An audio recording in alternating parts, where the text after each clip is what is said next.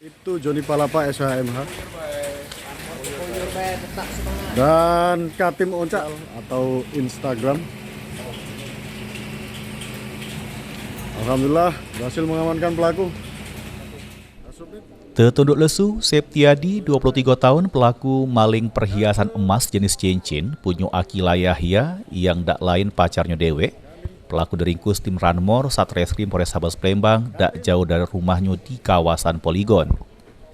Dari tangan tersangka diamankan barang bukti duit sisa kejahatan sebesar Rp25.000, sepasang sepatu warna hitam, sama selembar kwitansi pembelian emas, serta cincin korban yang sudah digadegenyo.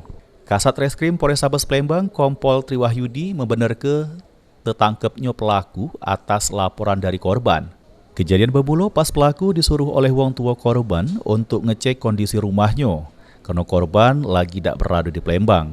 Pas itulah pelaku ngelancar ke aksinya masuk ke kamar korban, merusak lemari pakaian, gasak perhiasan cincin emas korban.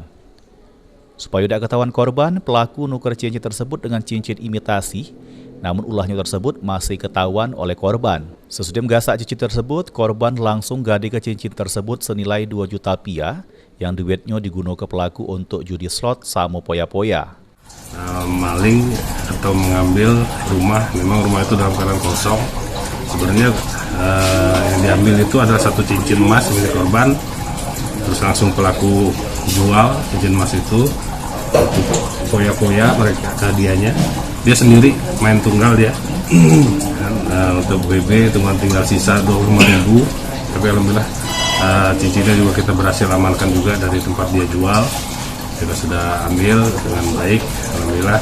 Untuk saat ini pelaku kita proses untuk mempertanggungjawabkan. Untuk menanggung jawab perbuatannya, sebelum dijebloskan ke sel tahanan Polrestabes Palembang, pelaku terlebih dahulu jalani pemeriksaan lebih lanjut oleh tim penyidik Ranmor Satreskrim Polrestabes Palembang.